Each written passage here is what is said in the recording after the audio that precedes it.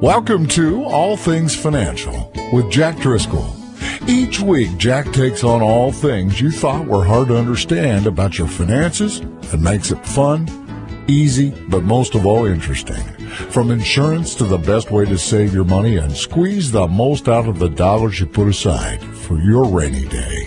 And now, you have a friend in the money business. Here's your host, Jack Driscoll. Welcome back again, everyone, to another edition of All Things Financial. What I wanted to talk to you about today, we've heard a lot in the news over probably the last 7 or 8 years, maybe even 10, a greater and increasing concern over what's referred to as what's a safe drawdown rate in retirement. I don't think anybody in the general public really knows what that means. So I thought I'd just back up a little bit and over the past 10 years, share with you what some of these issues regarding retirement planning are surrounded around. It all started when the interest rates came down. Prior to 2007, we've lived in a very low interest rate and low inflationary environment for quite some time. And I will tell you this, there's the best rule that I know of in retirement plan, any financial planning, is nothing lasts forever. Following the rule, nothing lasts forever, I think will help you create better financial plans. Because we have good times, we have bad times. We have good health, we have bad health. We have situations in life where we're trying to do retirement planning or investment planning or financial planning based on projecting an uncertain future. And that's exactly what's leading to the problem. Most people at any time in life, at any stage, are planning the future based on the current circumstances, as if the current circumstances or environment will continue to be all the rest of their lives. And as we've seen, if you would retire in the mid-1980s, you would be designing your retirement program around high inflation, high taxes, and longevity factors where most people lived to age 70 or 75. Now, today's environment, leaping forward, the retirees who retired in the mid to late 80s are living now, sometimes, 15 years longer than they ever anticipated to survive. Maybe they ran through their money faster, not anticipating to make it this long. And maybe the interest earned on their accounts has dropped so low now, we're down in a 1% to 2% interest rate world, where their retirement program was built on when interest rates were 7 and 8%, let's say. So their income has fallen by 70% on their assets. If their income base was needed to make their monthly bills, do you think their monthly bills now, 15 or 20 years later, are the same? No, they're much higher. They might even be double. So what happened is their income decreased and their bills went up. So I want to share with you now, leaping forward to today, all of us who are considering financial planning and retirement planning, we're in the same situation, but 20 years ahead of time, and everything has changed. After 2007, the Federal Reserve in late 2008 then engineered low to no interest rate environment and low to no interest rates available on, let's say, bank CDs earning maybe an average of 1%, as opposed to bank CDs back then earning an average of 6 to 7%. So how do we do this planning? Well, what we're reading in the news, back to my point and backing up here, is we started hearing terms thrown around starting in the 2000s of drawdown rates. What is a safe drawdown rate? Is it no longer a 4% rule I began reading and hearing? The drawdown rate, as you know, when Ian George was on the show, we were referring to when we do life insurance planning, we're programming needs. How do we program needs? Typically, one of the main needs that somebody has, if a spouse or a loved one or someone that we're dependent on dies prematurely, is continuation of income that they were earning. So we're asking for, and in this case, a life insurance policy to create and provide enough lump sum money that at today's interest rates, or at whatever projected interest rate we want to propose the plan based on, that the interest is high enough income to drive our income to where we could pay our bills. So we get to this and we start seeing it called drawdown rates. Well, drawdown instantly should shock you and scare you, as it does me. Because when I hear drawdown rates, I'm hearing advisors or people in the news starting to refer to what is a safe rate to draw our accounts down. 4% a year, 3% a year, and sometimes they're saying that based on a drawdown rate is based on that we're earning interest. And other times I'm hearing a drawdown rate is based on how long are you going to live. So if I have $100,000 and I'm going to live 100 years, my safe drawdown rate would be $100,000 plus or minus any interest if we wanted to get that complicated, divided by the number of years before I want the money to run out. That's what we're hearing a lot of times when we hear this drawdown rate. So get your radar up when you hear that term, because it scares me when I hear that term. What we started hearing in the early to mid 2000s was what's a safe drawdown rate is the old 4% rule, too much at risk, does it no longer work? Well, what that meant, folks, is this. It was typically calculated by financial advisors and financial analysts that under most cases, a family had a 78 or 82% likelihood, or 92%, you'll see different statistics, that they will not outlive their money with a drawdown rate of 4%. You'd have maybe a 98% chance of success or a 92% chance of success. Well, first off, that adds an element of risk we were hoping we didn't have to take. So we were saying, wait a minute, are you saying that if I live too long, I might run out of money? Yes, that is exactly what they were saying in all those analyses. So what they would then do, you'd say, well, the safe withdrawdown rate might be 3%. We might have to reduce that to 3%.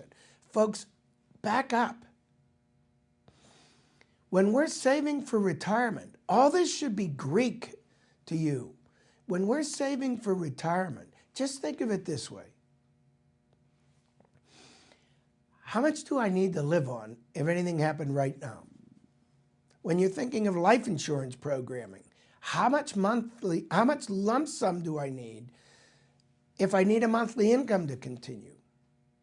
And then ask yourselves this: how much interest can we earn in the bank safely without taking risks? There are your components to the number. The answer is there. If you can earn 2% in the banks, then what you want to ask yourself is the average usually 5, or is the average usually 1, or do I want to count on just 2% and build the plan based on how much money do I need if only 2% interest is available? That's all you need to think about. How much interest do I think I can comfortably earn? If you say you think it's 3% over time, or 2, or whatever your number is. We will see higher interest rates again, typically, and we will see lower interest rates again, typically, because the rule is nothing stays the same forever, not good times and not bad times. So it is likely we will see a rebounding of interest rates, and we will see a rebounding of taxes, and it'll ebb and flow. So find a number that you're comfortable with, that you feel without taking undue risk. You should always be able to find safe sources where you can earn an average rate of interest, and pick a number you think's reasonable. 2, 3, or 4% is usually the range most people consider.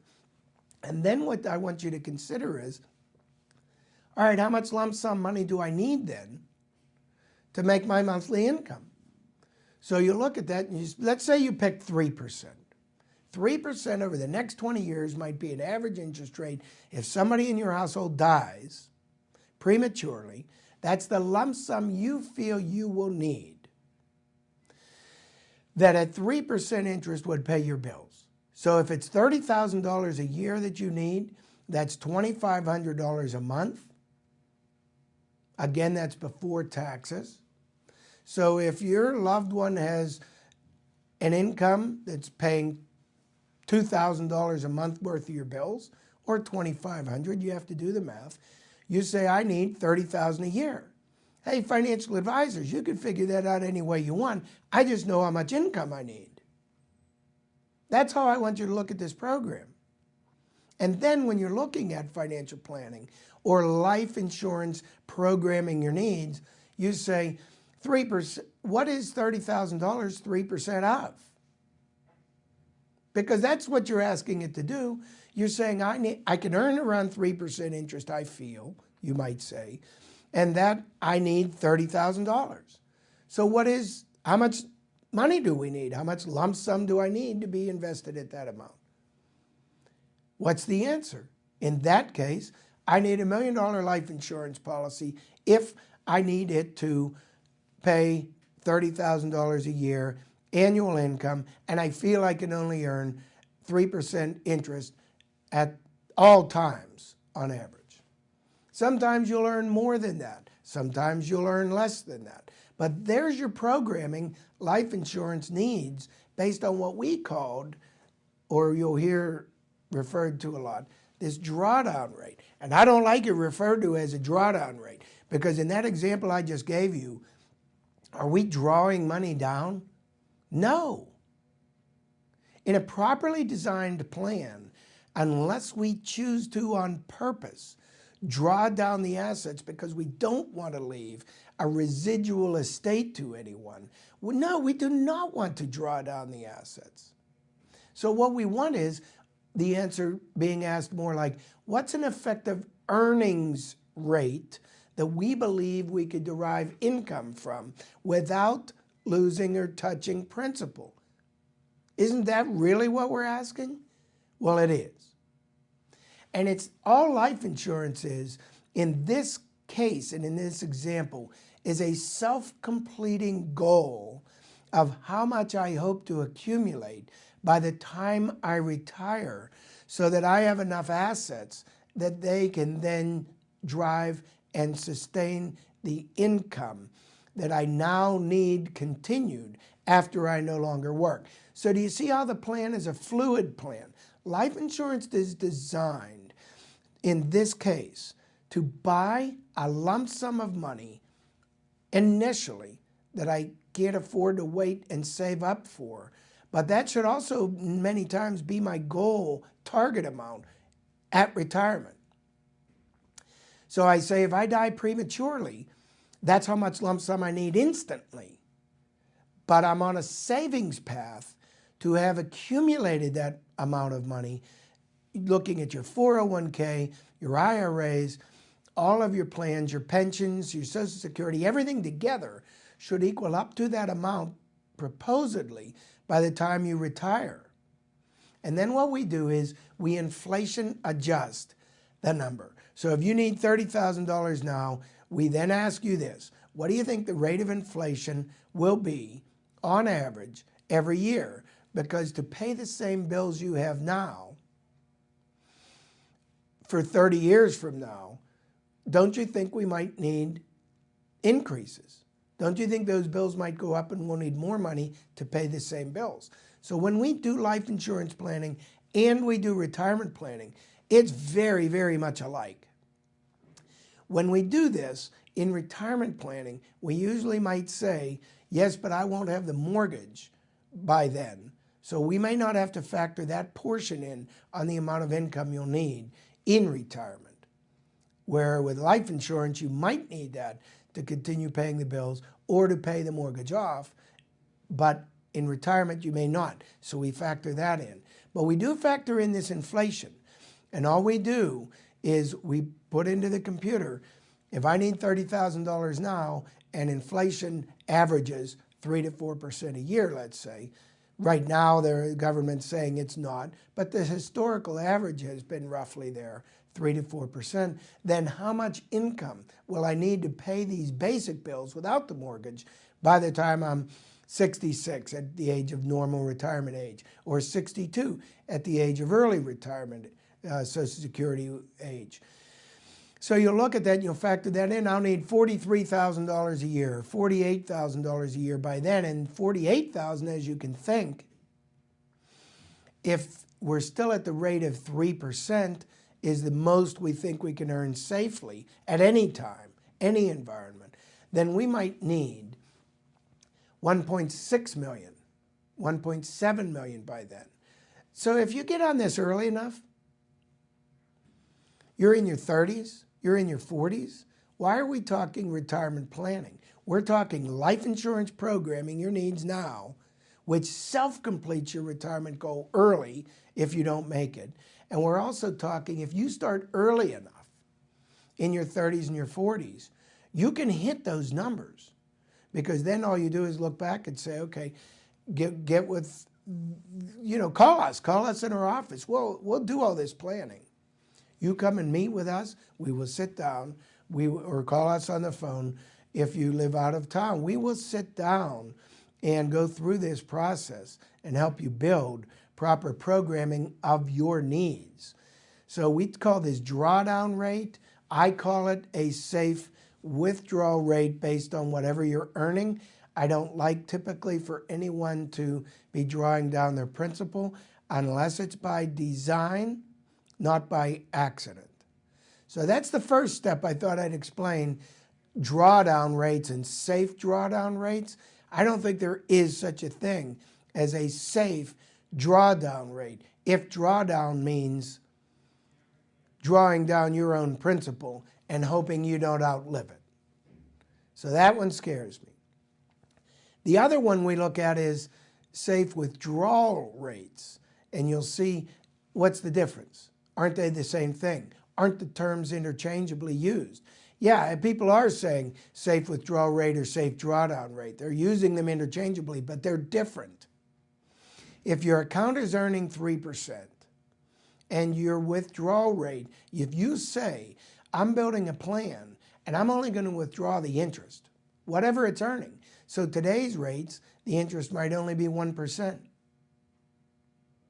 If it earns 5%, I'll withdraw 5%. You might define, here's my lump sum, and I'm only going to withdraw whatever the earnings are. Some people would call that a safe withdrawal rate because you're never touching principal. The principal will last forever if you are only withdrawing the earnings. So that's one way of looking at things, but the other way is this, and I wanted to share this last thought with you, or second to the last thought with you.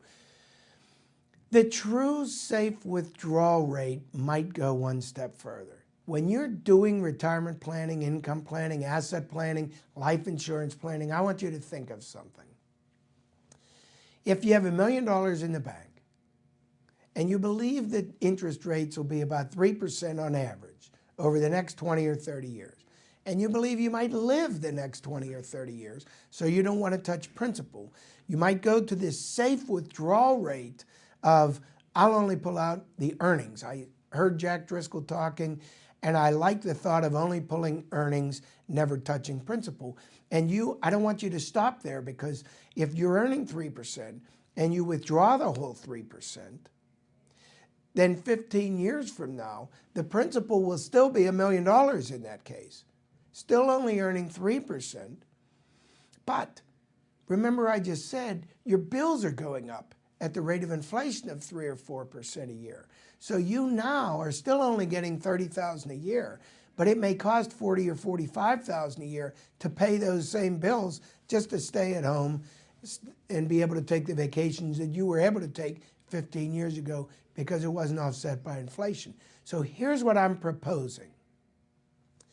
You look at taking out as a safe withdrawal rate only a portion of whatever's earned in interest, leaving the remaining portion of whatever's earned in interest to be reinvesting into building the account toward the future. So you have $1 million, 3% interest is earned, you take out 1% or 2%. You're taking out $10,000 a year or $20,000 a year and leaving the other $10,000 that was earned to reinvest back in. Now you have $1,010,000 the next year, or $1,020,000, or maybe you're earning 4 or 5% interest or earnings or growth in an equities-based account, and you're only taking 1 to 2%, leaving the other 3% in that 5% earnings to reinvest. Now you have a plan that is self-building, self-adjusting for inflation, building the base from $1 million to $1.1 million to $1.2 million along the way, and you're still taking part of the interest or the earnings out, means every year you're still earning the same percentage, let's say, but on a higher base of principal. 3% on $1 million is $30,000 a year earned. 3% on $1.5 million is $45,000 a year. So you look at that and you say, hey, I think we might be onto something where we have an ever-increasing base. A safe withdrawal rate for us might be only the first 1 to 2% of interest, which means what? We may need a bigger base. The reason we have this whole discussion is you don't have enough money saved by the time you get to retirement. If we back up 20 or 30 years in your income earning years where you're able to save money and you're taking money aside, you say, how much do I need to save? We may readjust that figure and say you're not saving enough out of your current income. You set aside more out of your current income. You'll, in essence, overshoot the amount you thought you needed in retirement, and that may provide you, folks, the safest way to prepare your retirement that ever existed, having more money in retirement than you need to pay your basic bills. All right, folks, we're out of time. I appreciate your tuning in. We'll be back again next week with another edition of All Things Financial. Securities and investment advisory services offered through SagePoint Financial Inc., member FINRA SIPC, and registered investment advisor. Insurance services offered through Driscoll Insurance and Financial Services Inc., which is not affiliated with SagePoint Financial Inc.